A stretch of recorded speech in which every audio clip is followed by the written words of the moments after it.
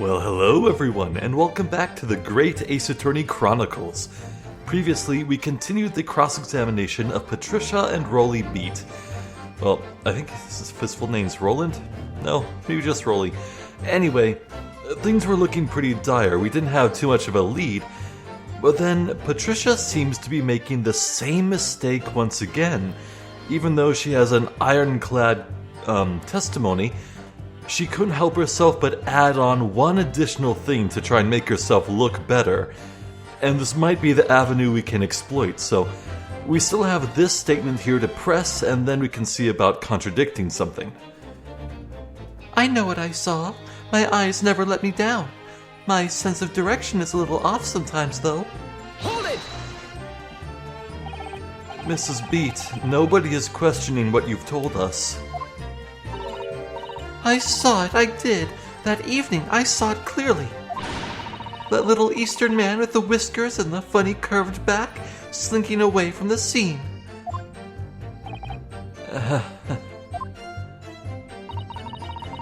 And I know what I didn't see as well. I didn't see any flaming books or knives flying through the sky. All very clear. You also mentioned something about having a poor sense of direction. Oh, yes, well, that's a little embarrassing, really. I'm always ending up at the wrong place when I've made arrangements to meet Rolly. He gets ever so cross. Oh.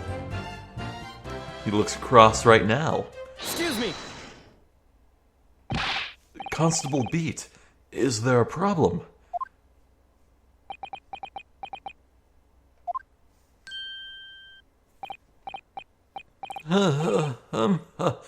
No, sir. No problem, sir. Did your wife's remark just now bring something to mind, perhaps? Oh, well, in a way, sir. Yes, sir.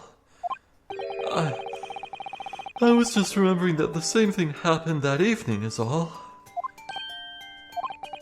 You mean Mrs. Beat lost her way on the night of the incident?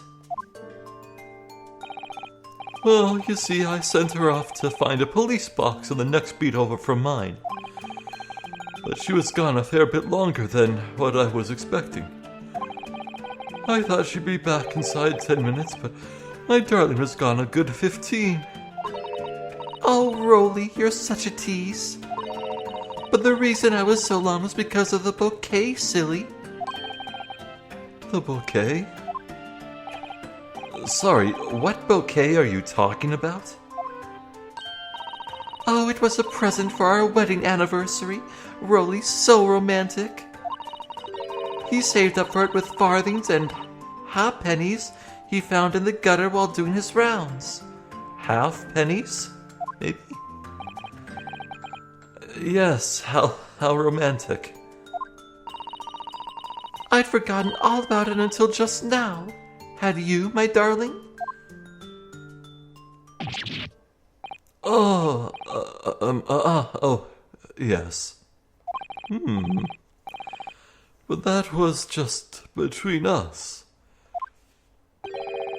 No talking about it to anyone else, darling. You have to promise.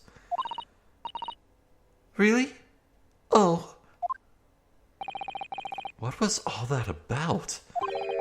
Constable Beat looked very obviously troubled during that exchange. I'm afraid I can't offer any useful insight, Mr. Naruhodo.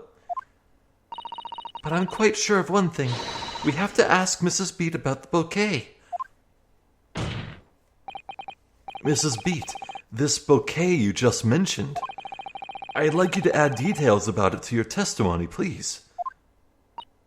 Oh, really? Yes, I'd love to, she said, immediately forgetting the promise she just made.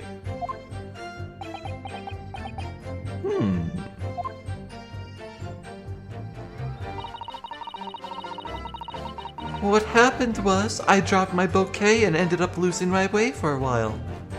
Huh? Hold it! You mean you dropped the bouquet at the scene of the crime? Yes, that's right. Oh, I was so upset. When we ran over and saw it was a woman with a knife in her back, I was so shocked I dropped the bouquet Rolly gave me. It was in a dark spot where their streetlights weren't casting any light, so I didn't notice at first. And then you went to the police box to report it to the policeman whose beat it was on. Yes, and I came back to the scene together with the other constable, you see. That's when I spotted my bouquet again, but the funny thing was, when I went to pick it up, it was nowhere near the victim's body at all.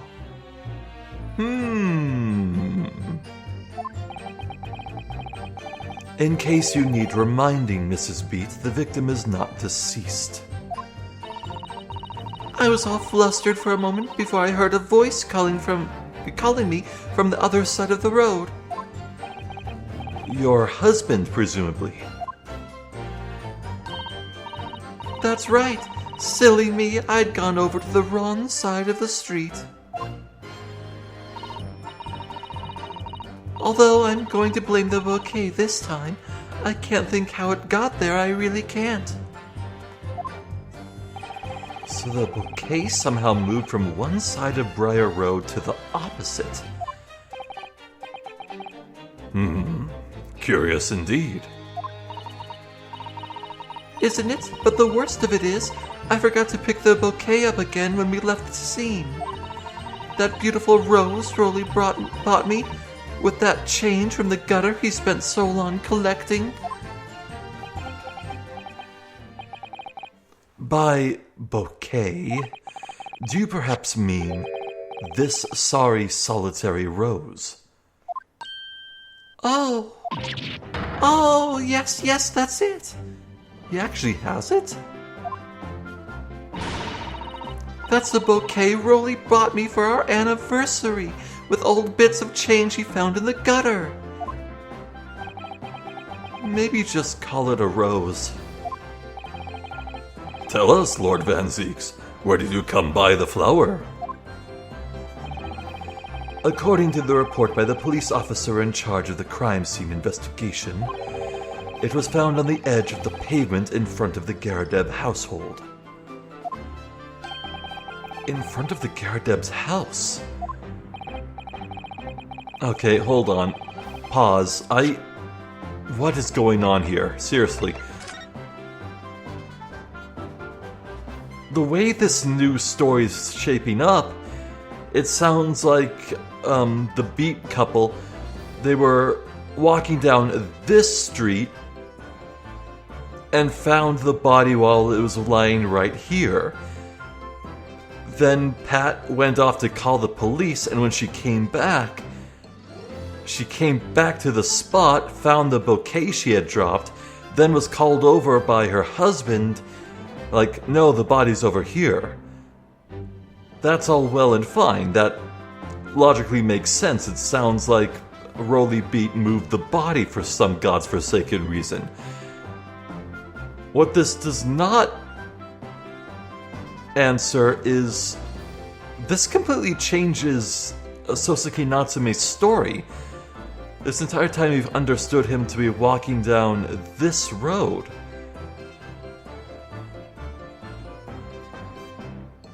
And yet, per Natsume's own testimony, he was about to overtake the victim when she collapsed suddenly, so what the hell's going on?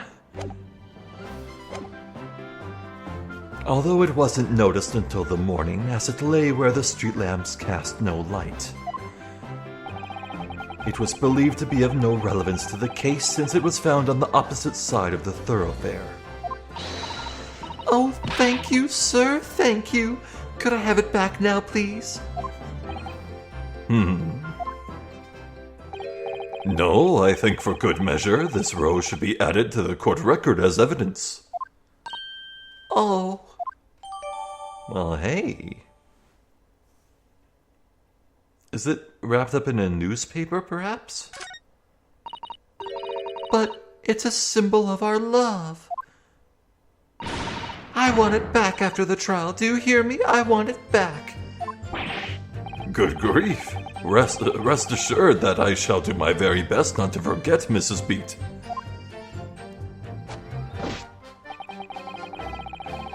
Huh.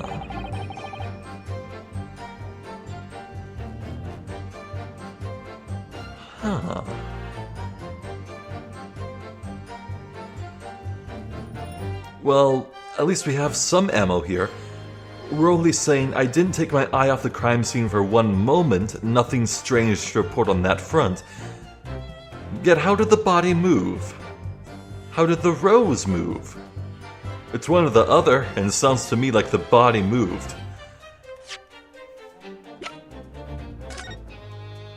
So we can look at it to be sure. It's very stylish paper the flower's wrapped in, isn't it? It's just an old newspaper, Mr. Naruhodo. Oh, I suppose it's because I'm not used to seeing English print. It looks so exotic to me. Ah, I see. Is something wrong? Oh, no, I was just thinking that if you wrapped a stone-baked sweet potato in English newspaper, it might look like some sort of fancy cake. Ah, Susato-san, you do love your cakes.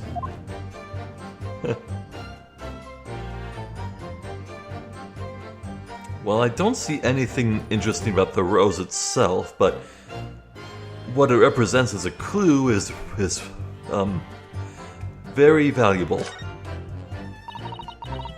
An English rose. It's such a beautiful flower. Ah, this is a rose, is it? I've never seen one before. Do you not take an interest in flowers, Mr. Naruhodo? I wouldn't say that exactly, but I do know 3 types at least. Gosh, 3? I swear to God, if he mentions a dahlia, I'm gonna flip. Yes, plum blossom, peach blossom, and cherry blossom. Okay, that works. Perhaps you should consider branching out. Learning some that aren't fruit tree based, for example?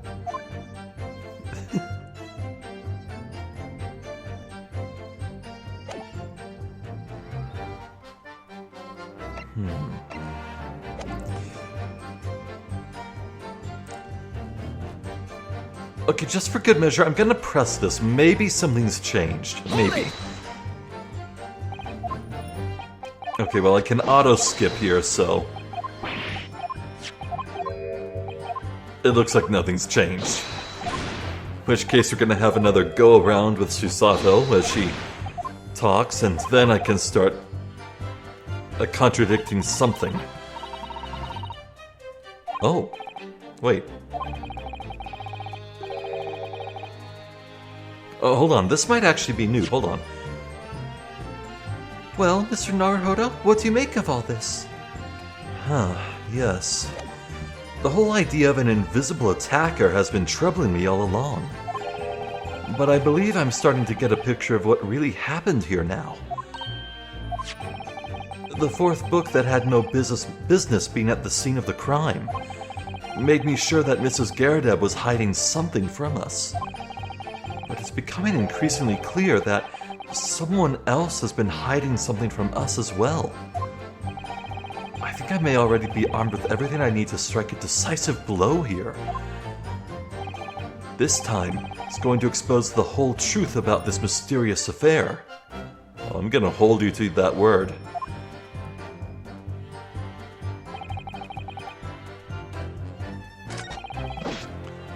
Let's see...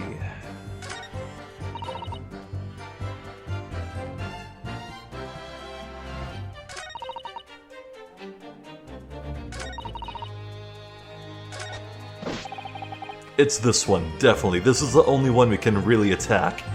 Nothing strange to report on that front.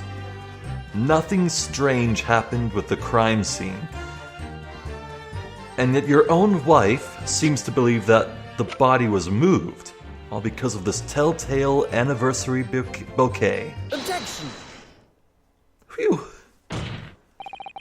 You claim, Constable Beat, that there was nothing to report in the 15 or so minutes you were guarding the scene. But that cannot be.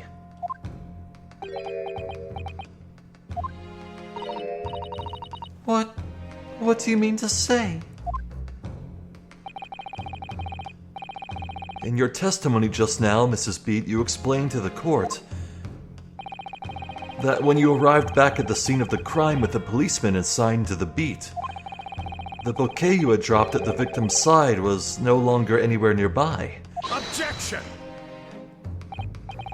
Yes, on the opposite side of Briar Road to where the victim was attacked.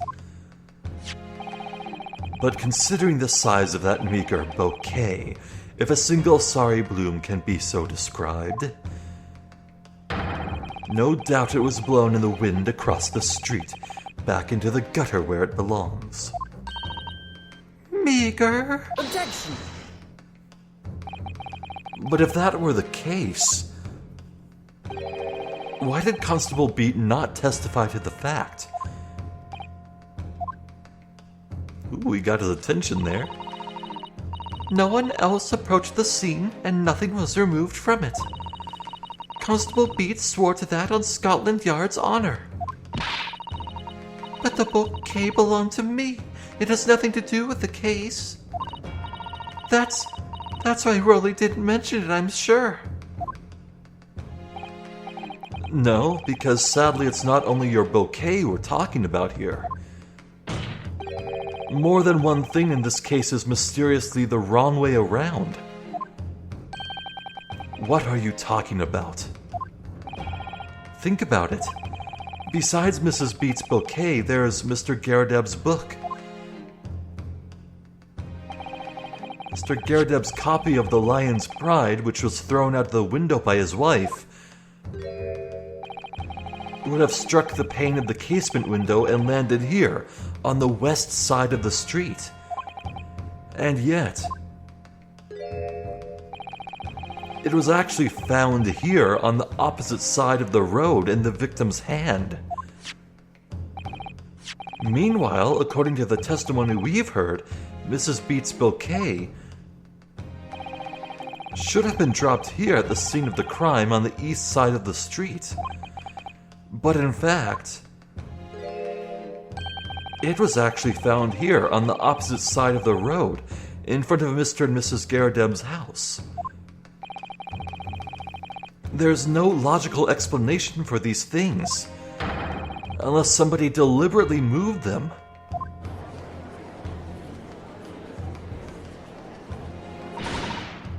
What are you trying to say? The way you're talking, it sounds like you think my Rolly's done something wrong. Don't you listen to a word that scrawny lawyer says. Wittering on about books and bouquets. Why should we care? It's nitpicking, that's what it is. Oh, good. Mrs. Garadeb's come round. Oh yeah, she did faint, didn't she? You might call it nitpicking, Mrs. Garadeb, but deliberately meddling with the scene of a crime is a criminal offense. It's called,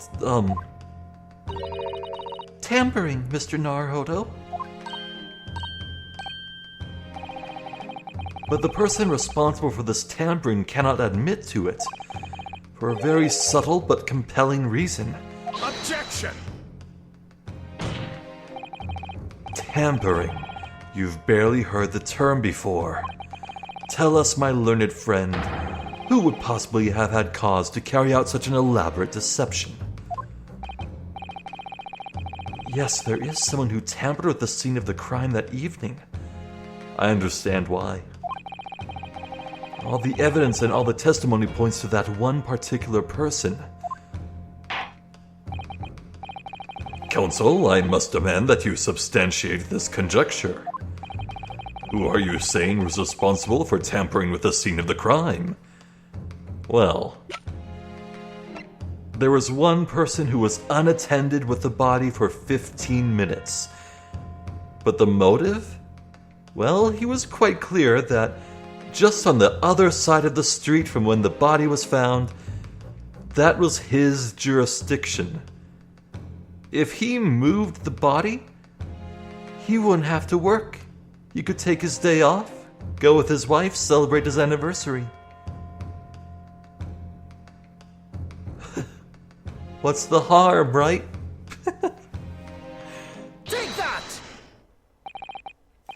obviously, there is only one person it could have been. Constable Roly Beat, it was you. What? A policeman? A member of Scotland Yard? What nonsense! Why would my Roly do something like that? There's no one straighter than my husband. No Bobby works more tirelessly for the people of London. Mrs. Beat, you said in your testimony that your husband asked you to go to a nearby police box to fetch the officer on duty. The 15 minutes that you were absent from the scene is the only opportunity anyone had to tamper with it. You're making it up. It's all nonsense. It's all lies. What about that Japanese man with the whiskers? I bet it was him. He did it. Objection! If that was true, Constable Beat would have seen him do it. Oh. And forgive me for pointing it out, but when you dropped your bouquet, Mrs. Beat, it was after the defendant had fled the scene. Well... Objection!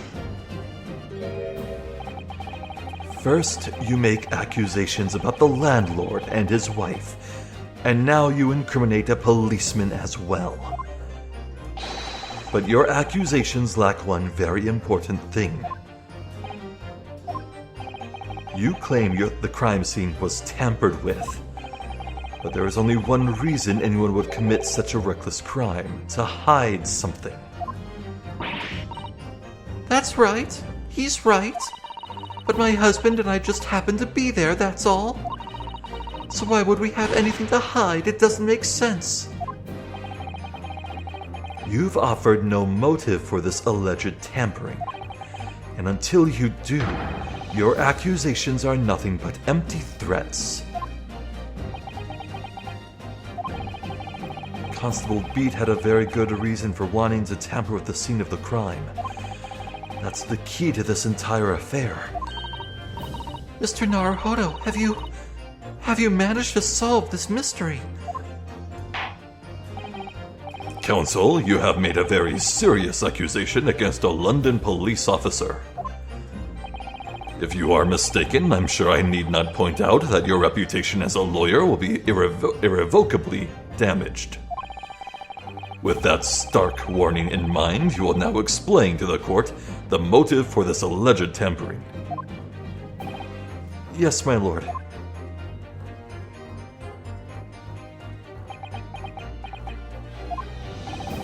Constable Beat's motive for tampering with the crime scene was to hide where the victim fell. Yeah, it's as I said. If the crime was made to look like it appeared outside his jurisdiction, he'd be a free man.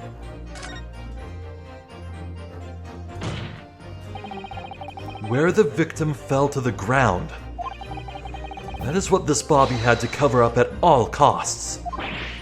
What? Where the victim fell? You mean where she was attacked? What are you talking about? We told you at the very start, didn't we? On the pavement of Briar Road, we saw it happen, remember? It was right here, as if anyone didn't already know. That's certainly what everybody has been led to believe. But in fact, that isn't where the victim was stabbed at all. What? What? I'm beginning to wonder where this tumultuous trial will end, Counsel. If that's your assertion, then the court is dying to know, my Nipponese friend. Where are you proposing that the crime actually took place that evening? Right here. Right beneath the window. Take that! But that's on the opposite side of the road. I don't understand. On the evening in question, Mr. Garadeb's book fell directly down from the open window above, and your bouquet, Mrs. Beat, never moved at all. What did move was the scene of the crime itself. Good gracious! Objection! Perhaps you haven't been listening to the ample testimony the court has heard. But these witnesses both saw the moment the attack took place. That's right, I saw it with my own eyes. It was 5 o'clock in the evening and already dark. There was the typical London fog on the ground. Oh, I just realized how the knife fell into the body.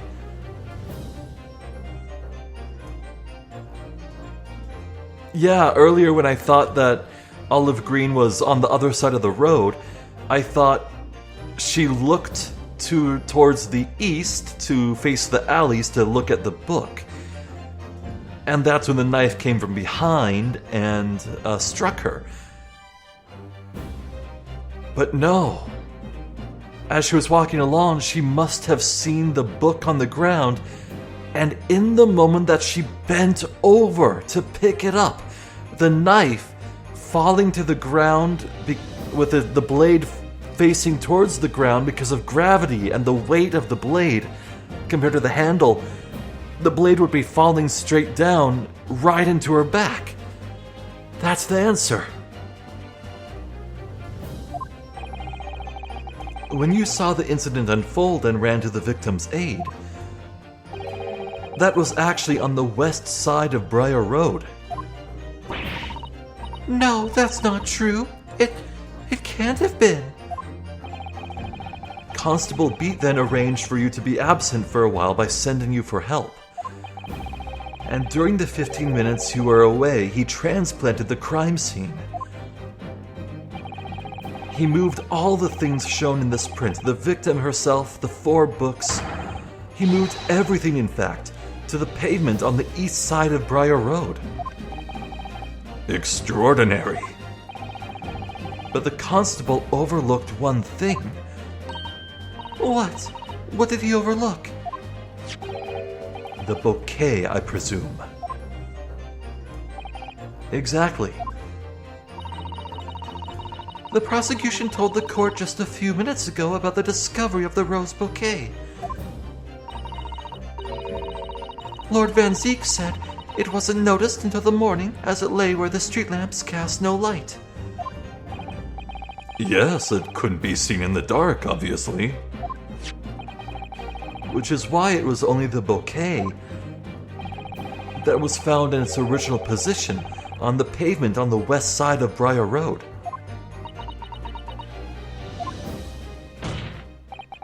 And that is the defense's theory about what really happened that evening. How do you respond, Constable Rolly Beat? We still need to supply a motive here.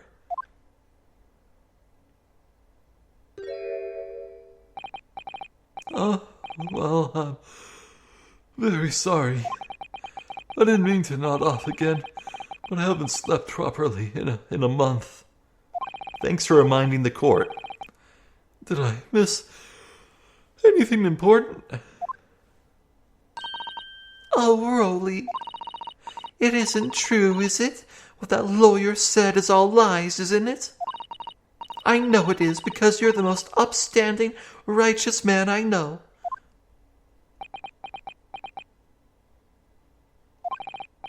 I had a dream. A terrible dream.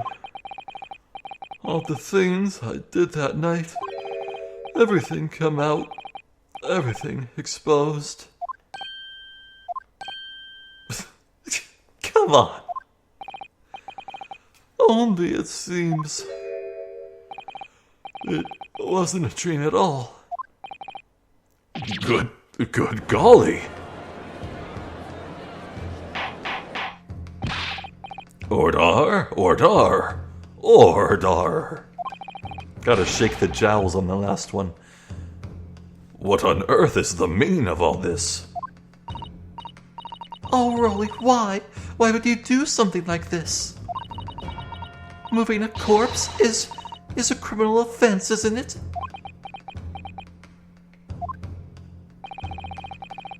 Wishing the victim dead should be one too. Constable, explain yourself. Why would you do this? As a respected member of Scotland Yard, your duty is to protect the good people of London town. I can't say, sir. What? I really am ever so sorry about all this. For damaging the Yard's reputation, for everything.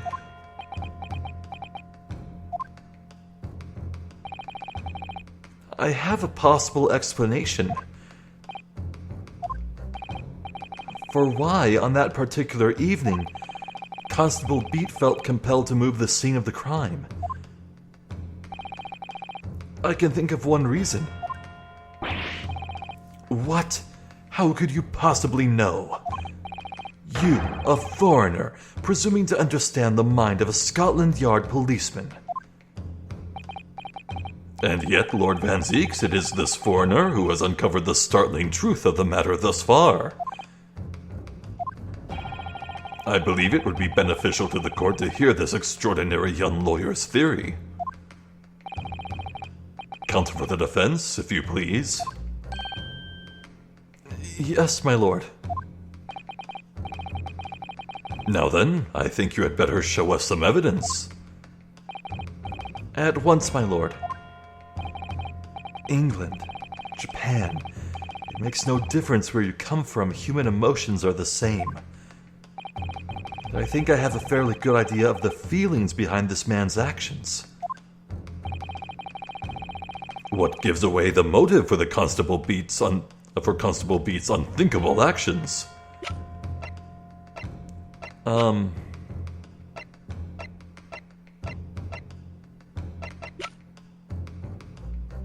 The anniversary? They were celebrating their anniversary? Hold on. Wait, no, it's probably a warrant card. Hold on, we haven't used this yet. A policeman will strive to preserve the peace within his allotted beat. Item number 1. Yeah, in both instances, any crimes fall under the jurisdiction of the beat in which they are discovered. When a crime is discovered on his beat, a policeman must assist with initial investigations and help detectives. He wanted to get out of this. Take that! I realize that I'm a foreigner in this land, and I have only just arrived from Japan. Which is why all this information about London's so-called bobbies is completely new to me. I've learned that, though honorable, patrolling the beat is the most demanding work in the world, for example. Keeping the peace, looking after the citizens on his beat in all kinds of ways. There's no doubt that the young Bobby is charged with a great deal to do each day, certainly. But for Constable Beat, the day in question was special. Special? How? On account of this bouquet, my lord. Oh, maybe I could have done it that way. Oh, yes. It was our very first wedding anniversary. Constable Beat had worked so hard to be able to afford this simple gift for his wife, and was so looking forward to taking her out for a celebratory meal, when he and Mrs. Beat stumbled upon a crime along Briar Road.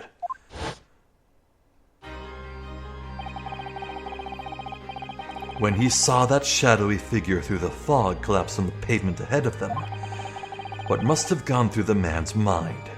Okay, this is probably... Oh no, it's still Van Zeeks.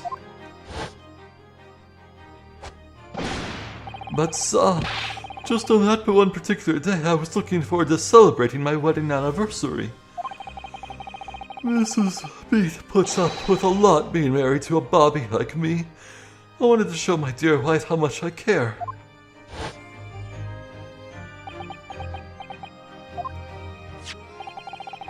This is the warrant card that Constable Beat offered to lend to me earlier. Inside, among the rules for patrolling policemen, it says, when a crime is discovered on his beat, a policeman must assist with initial investigations and help detectives. Oh. Constable Beat. Is that or is that not the reason why you moved the whole scene of the crime that day? Yes. Everything you said, it's all right. So that's it. It was all to do with the boundary of your beat. Oh, Exactly. To summarize, the incident actually occurred on Constable Beat's beat. Good gracious! Constable, do you realize the gravity of what you have done? It was the first time since I became a copper that I'd ever cursed God. Stay close to me, Pat. The criminal could still be lurking somewhere. As we ran over to the scene, I had every intention of doing my duty as a police officer. You've got to report this to the station as quickly as possible. But then it dawned on me. I realized where we were, where the victim was lying, and what that meant for me. When a crime is discovered on his beat, a policeman must assist with initial investigations and help detectives. Why here? Why did this have to happen here? And why tonight of all nights? Why?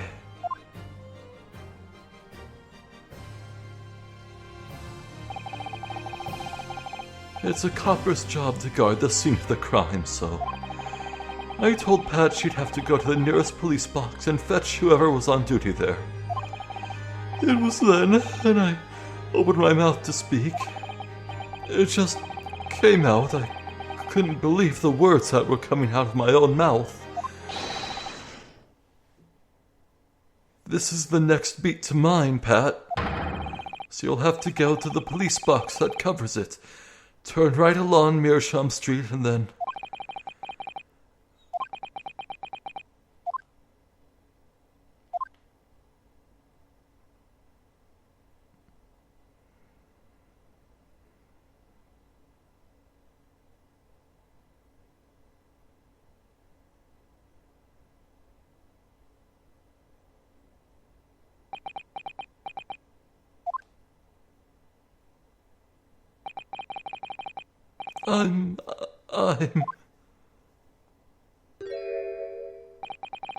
I'm sorry.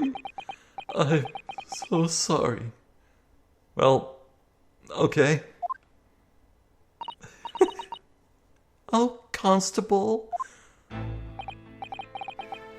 I just wanted, just that one night, to take my Patricia out for dinner. Oh, Rolly. Just that one night.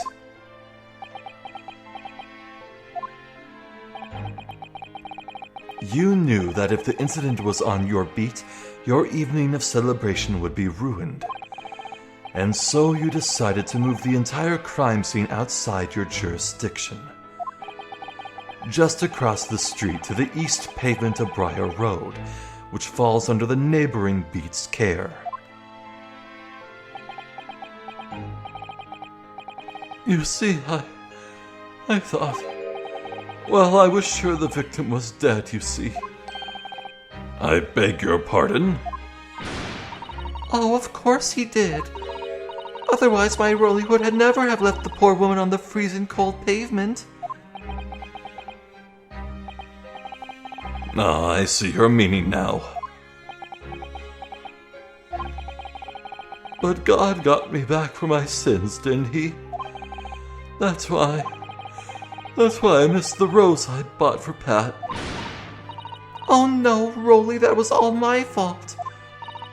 I should never have dropped it in such a dark place. I'm so sorry, Rolly.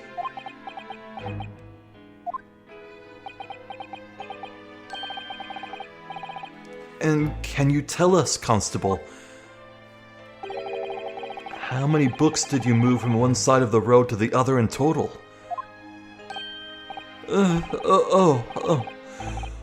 it was. Yes, definitely 4. 3 of them dropped by Mr. Natsume, and the 4th being the one that fell from the window upstairs in the Garrett household, of course. But what made you place that book in the victim's hand? When all the others were scattered haphazardly around, I mean. Oh, well, sir, that's because that's how I found it. How you found it? What do you mean? When we first ran over to the scene, the victim was already holding the book. All these fake yawns I'm doing are making me want to burp so badly. It's not worth it. So when I moved everything, I made sure it was still in her hand. You're sure it was this book, The Lion's Pride, that the victim was holding? Oh yes, no doubt about it, sir. Huh, interesting.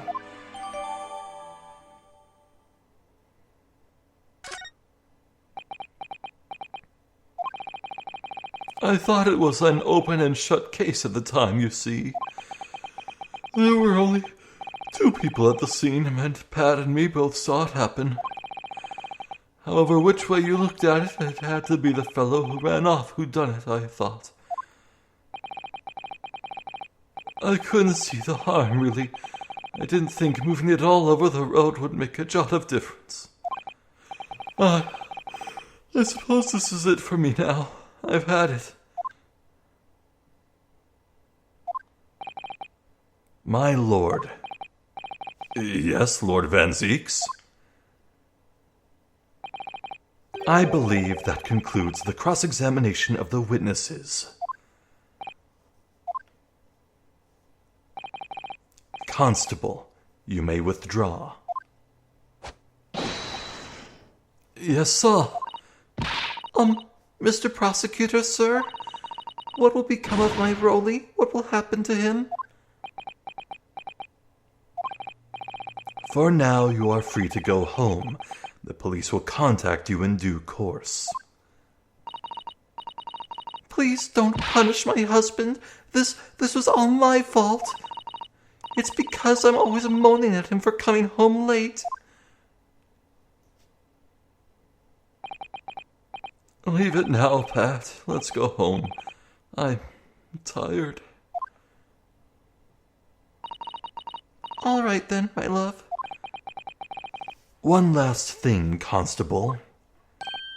Sir? Let this be a lesson to you. In a criminal investigation, every detail matters, however insignificant it may seem to you. Yes, sir. Carve that lesson in your mind. And never again make the mistake of tampering with the scene of a crime. Never again, sir? You mean to say... Oh, there's going to be more opportunities to maybe do that. Well, they're going light on him. I mean, sure. I get it. Leave, now. This trial is not yet over. Sir!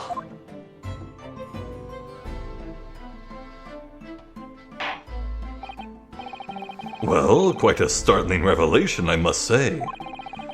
Whoever thought of a third party transplanting the entire scene of a crime like that? Indeed, my lord. Nevertheless, there are some immutable facts here. Principally, that the accused, Mr. Sosuke Natsume, is the only person who could possibly have committed this crime.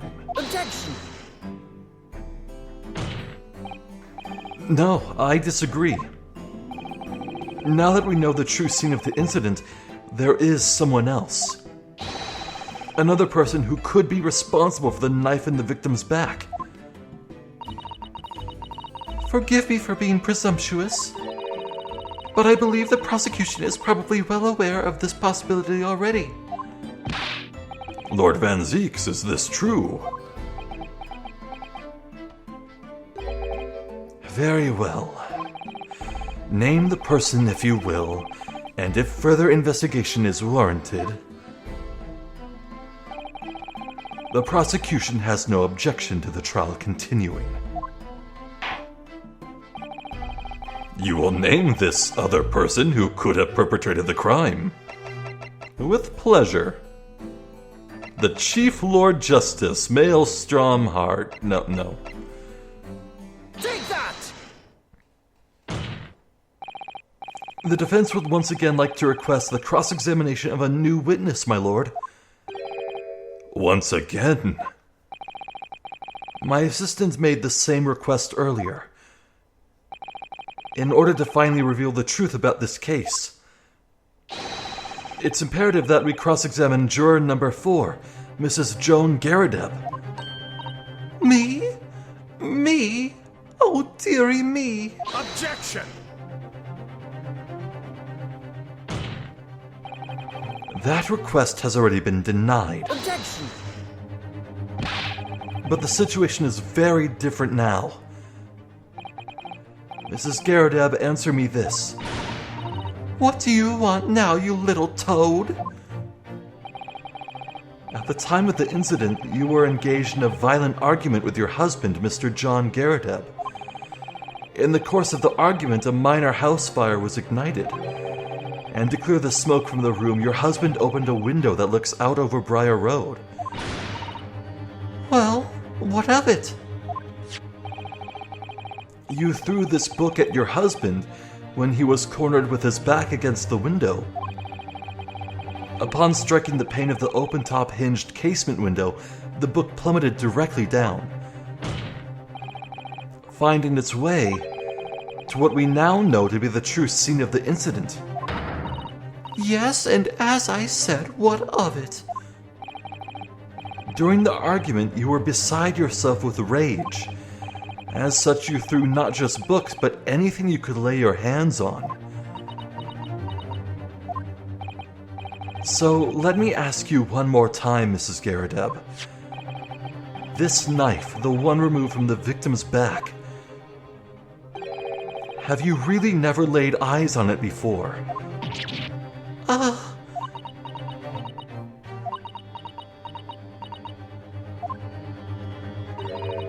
I don't recall it. Seriously? Am I supposed to remember everything I picked up and threw at my husband? I would hope so. It would help file the criminal report. And anyway, the man over there in all that regalia said members of the jury needn't testify, didn't he? Conveniently, yes. Objection! No, I have no recollection of saying that at all, juror number 4. Oh, hello. Oh, Make no mistake, you jurors are not special in any way. You are not immune to the judicial process. If you know something about this knife, madame, let the truth come out. but that's just a common or garden knife. It could have come from anywhere. We have several like that at home. If one went missing, how would you expect me to know? What's that? Are you joking? What are you saying, please, Mrs. Garadeb? She just let something slip she shouldn't have. Now you listen to me? I refuse to believe all this nonsense. I couldn't bear the thought of that I'd injure someone. Do you hear? I couldn't bear it. Oh, the poor woman. So, yes, I want evidence. I want to see hard evidence if you're going to insist on this being my fault. You're going to have to prove to me that I threw that knife if that's what you think. Come along now, chop chop. Do your worst. Well. Well, Mr. Naruhodo? If I had evidence like that, believe me, I would have thrown it at her already. Then take the stand, juror. Oh. The prosecution does not object to the defense's request to cross-examine this woman. Thank you, Lord Van Zieks. I'm going to have to testify? Juror number 4, as I'm sure you will appreciate, having observed it with your own eyes already, witness testimony can lead to the most extraordinary truths being unearthed. Truths of which the witnesses themselves may not even have been aware. Oh, dearie me. So I demand your full and unadulterated testimony, Mrs. Garadeb. And mark my words, in this court of law today, we shall extract the truth. Do you concur, counsels? Certainly, my lord. Oh, that's what I'm hoping for, my lord. Well, well, well. This is such a strange feeling. For the first time since arriving in this country, it actually feels real.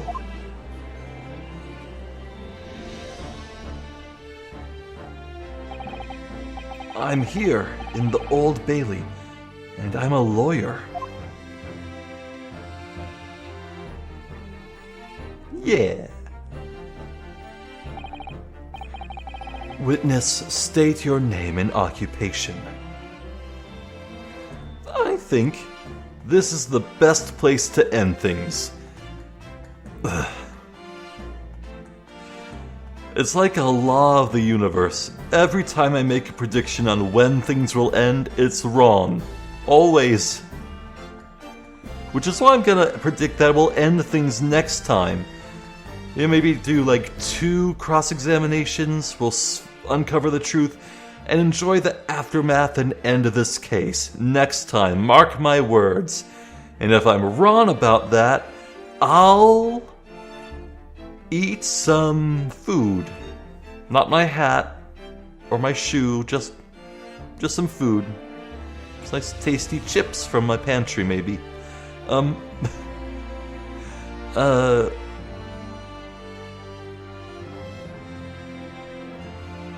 I definitely think we have a clean chain of events. The fight started, the fire started. John Garadeb opened his windows. Joan threw the book out the window. The passing olive green down below picked up the book, well, bent down to pick it up. Then the knife was thrown. The knife barreled downwards, embedded itself right in her back. She collapsed. Mr. Natsume fled in panic, and the Beat couple witnessed it all, and, well, you know the rest there. I don't feel like there's any contradictions here. But I still do find it ultimately very, very weird that the victim didn't actually die. It's so weird. It's like an unspoken rule of this franchise. Every time there's a victim, they die. Not counting a certain spin-off, which was playing by weird rules to begin with, so I don't really count it. Is this really gonna go down as the first Ace Attorney case where the victim in a case isn't actually a murder victim? And For a while I was suspecting maybe they'll wake up at some point during the course of this trial, and we cross-examine them, we'll get new info or something. But it's not looking like that's going to be the case, which has me wondering... maybe the victim, Olive Green, will be relevant in the 5th case, maybe? You never know when characters could show back up. After all, this game has been reusing some witnesses as jurors and all that. You just never know. And speaking of reusing characters, I guess that yellow-wearing Popeye Man and the foppish dandy are gonna appear next case. Looking forward to seeing more about them.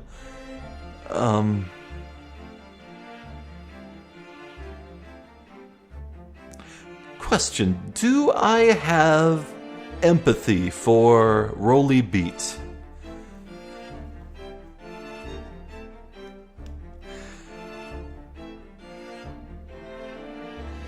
I understand him.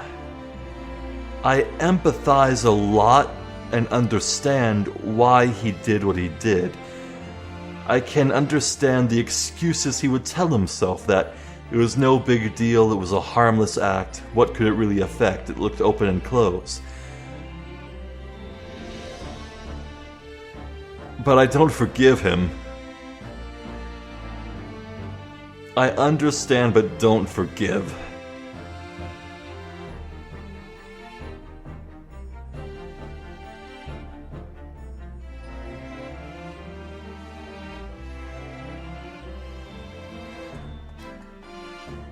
If there's one thing I just really can't stand, it's when people play games with human lives. Jeopardize lives, either directly or indirectly. And I'm sure Broly didn't really have the full presence of mind to completely grasp the full entire scope of all this and what was at stake in the future. But the truth is, his actions very nearly condemned a man to either a extremely lengthy jail sentence or even execution. And I can't forgive that, no sir. And speaking of playing games with human lives, boy, Joan has hell to pay. It looks like she threw a knife, a folded knife, blade extended, at her own husband. So screw her, I say. Screw her all the way to hell.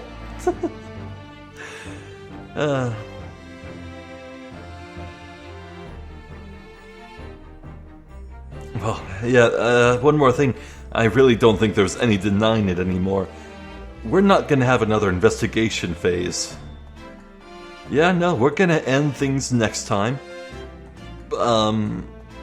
Hopefully, probably, definitely. Have some confidence, Zephyr. Definitely end things next time. And then it's on to the 5th and probably final case of this game. Boy, who knows how that's gonna go.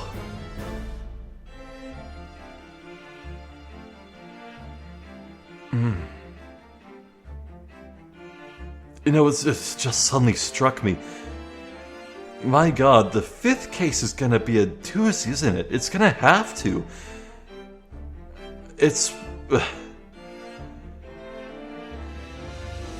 Look, I don't want to believe a character as imposing and owning of big, large room owningness as male Strongheart just exists for these, like, transitory, in-between scenes where Ryunosuke earns his rights to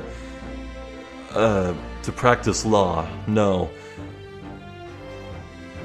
If the 5th case really is the final one, we're probably going to have to deal with some sort of corruption. I'm still thinking he's going to be this game's final boss. I mean, come on. The man's office is a Castlevania boss arena. He's in the clock tower. There's wall chicken right over there. I can smell it. Like, come on, dude. We all know it. It's so transparent. And if it's not the case, I will be very surprised, legitimately.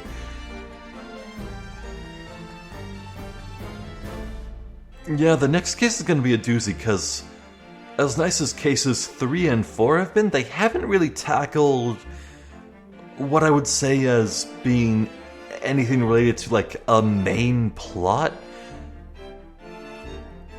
No, the crux of this main story, this main through line, is Asogi Kazuma's secret mission. What was that mission?